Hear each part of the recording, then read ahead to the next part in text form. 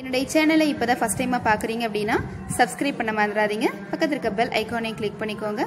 Click பண்ணிவிட்டு நோட்டிஃபிகேஷனில் ஆல்னு கொடுத்தீங்கன்னா நான் போடுற வீடியோ நோட்டிஃபிகேஷன் உங்களுக்கு உடனுக்குடன் வந்து சேரும். என்னுடைய வீடியோவை நீங்கள் மிஸ் பண்ணாமல் பார்க்கலாம். Hello friends, welcome back to my channel. எல்லோரும் எப்படி ஃப்ரெண்ட்ஸ் இருக்கீங்க? நல்லா இருக்கீங்கன்னு நினைக்கிறேன். இன்றைக்கி நம்ம வீடியோவில் வந்துட்டு எதை பற்றி டிஸ்கஸ் பண்ண போகிறோம் அப்படின்னு பார்த்தீங்கன்னா, இந்த சம்மரில் வந்து ரோஸ் பிளான்ட்டில் பார்த்தீங்கன்னா பூச்சினுடைய தாக்கங்கள் வந்து கொஞ்சம் அதிகமாகவே இருக்குது. இந்த thrips, aphids இந்த மாதிரி சொல்லிகிட்டே போகலாம். அது மட்டும் இல்லாமல் மற்ற செடிகளில் காய்கறி செடிகளாக இருந்தாலும் சரி, செம்பருத்தி செடியிலையும் பார்த்தீங்கன்னா மீலிபக்ஸோட ப்ராப்ளம் வந்து ரொம்ப அதிகமாகவே இருக்குது. ஸோ இந்த மாதிரியான பூச்சிகளுடைய தாக்கத்தை வந்து கட்டுப்படுத்தக்கூடிய ஒரு சிறந்த பூச்சி விரட்டி தான் ஃப்ரெண்ட்ஸ் வந்து பார்க்க போகிறோம். இதை ஆர்கானிக் முறையில் வீட்லேயே நம்ம எளிதாக வந்து தயாரித்து பயன்படுத்தலாம். ஸோ இந்த பூச்சி விரட்டியை வந்து பார்த்தீங்கன்னா ஃப்ரெண்ட்ஸ் ஃப்ரிட்ஜ்லேயே ஸ்டோர் பண்ணி 2 வாரம் வரைக்கும் தாராளமாக நம்ம வந்து பயன்படுத்த முடியும். இதை வந்து கண்டினியூ நம்ம பயன்படுத்திட்டே இருக்கும் பொழுது பூச்சிகளுடைய தாக்கங்கள் வந்து அப்படி படிப்படியாக குறைஞ்சிருது. ப்ளஸ் வந்து செடிகளுடைய வளர்ச்சியுமே நல்லாவே இருக்குது. எப்படி எளிய முறையில் வந்து நம்ம தயாரித்து செடிகளுக்கு பயன்படுத்தலாம் அப்படிங்கிறத பார்க்கலாம் ஃப்ரெண்ட்ஸ். வாங்க வீடியோக்குள்ளே போகலாம். இந்த பூச்சி விரட்டி செய்யறதுக்கு தேவையான பொருட்கள் என்னென்னு பார்த்துடலாம் ஃப்ரெண்ட்ஸ். ஒரு பெரிய வெங்காயம் வந்து எடுத்திருக்கேன். அதுக்கப்புறம் பார்த்தீங்க அப்படின்னா ஒரு 6லேருந்து 8 பல் வந்து பூண்டு நீங்கள் எடுத்துக்கோங்க. சின்ன துண்டு வந்துட்டு பட்டை வந்து நான் எடுத்திருக்கேன். அதுக்கப்புறம் 1 டேபிள் ஸ்பூன் அளவுக்கு வந்து மிளகாய் தூள் வந்து எடுத்திருக்கேன். ஸோ வெங்காயத்தை வந்து கட் பண்ணிவிட்டு நம்ம இதெல்லாம் ஒட்டுக்கா சேர்த்து ஒரு பேஸ்ட் மாதிரி அரைச்சி எடுத்துக்கலாம்.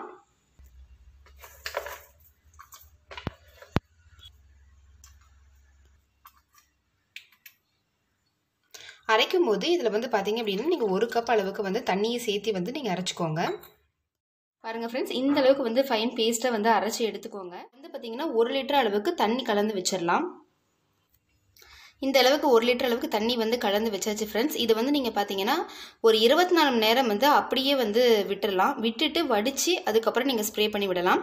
இப்போ நான் உங்களுக்கு உடனே பண்ணி காமிக்கணும் அப்படின்றதுக்காக நான் இப்போயே வந்து வடித்து எடுத்துட்றேன்.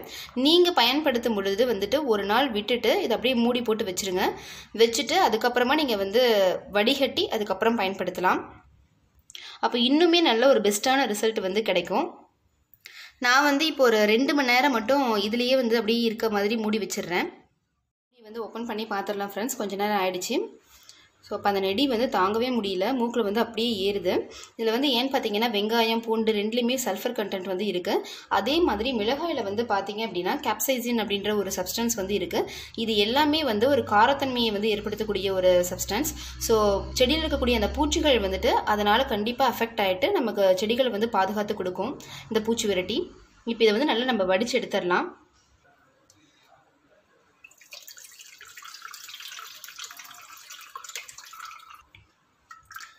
இந்த மாதிரி நல்லா வடிச்சு எடுத்துருங்க ஃப்ரெண்ட்ஸ். இல்லைனா ஸ்ப்ரே பாட்டில் ஊற்றுனீங்க அப்படின்னா அடைச்சிக்கும்.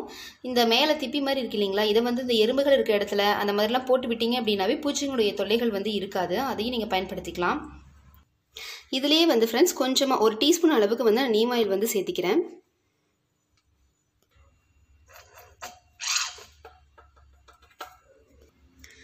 இதுலேயே வந்துட்டு 1 டீஸ்பூன் அளவுக்கு டிஷ்வாஷ் லிக்விட் வந்து சேர்த்திக்கிறேன் ஃப்ரெண்ட்ஸ். அவ்வளோதான் ஃப்ரெண்ட்ஸ், ஒரு அருமையான பூச்சி விரட்டி வந்து ரெடி ஆகிடுச்சு. இதை வந்து பார்த்தீங்க அப்படின்னா ஈவினிங் டைம்லேயே வந்து ஸ்ப்ரே பண்ணி விடலாம். நீங்கள் காலையில் வேண்டாம், ஈவினிங் டைமில் ஸ்ப்ரே பண்ணி விடுங்க. உங்களுக்கு வந்து ஈவினிங் டைமில் ஸ்ப்ரே பண்ண முடியல அப்படின்னா ஏர்லி மார்னிங்கே வந்து நீங்கள் பிளான்ட் மேலே வந்து ஸ்ப்ரே பண்ணி விட்டுடலாம்.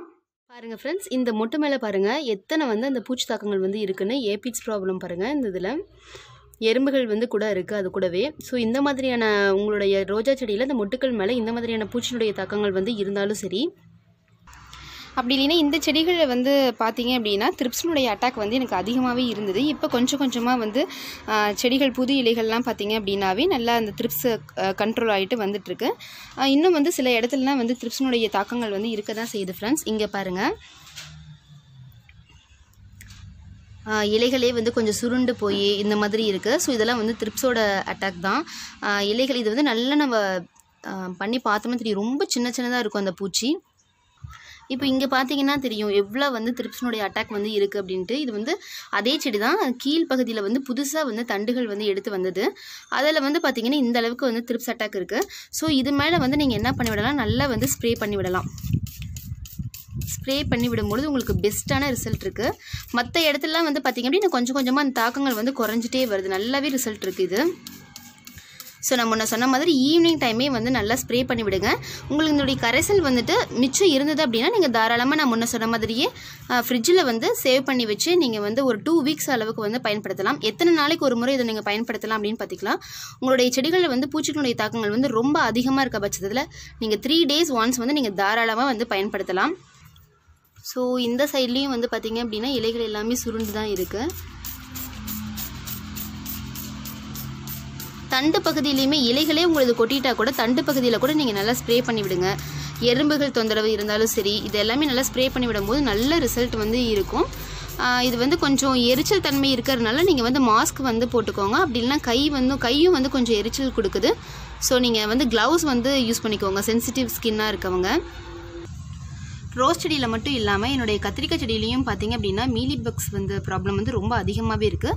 இதுலேயும் சரி செம்பருத்தி செடியிலையும் சரி இந்த ப்ராப்ளம் வந்து இருந்துகிட்டே இருக்குது. ஸோ இதை வந்து ஸ்ப்ரே பண்ணி விட்டு பார்க்கலாம், நல்லாவே ரிசல்ட் இருக்கும்.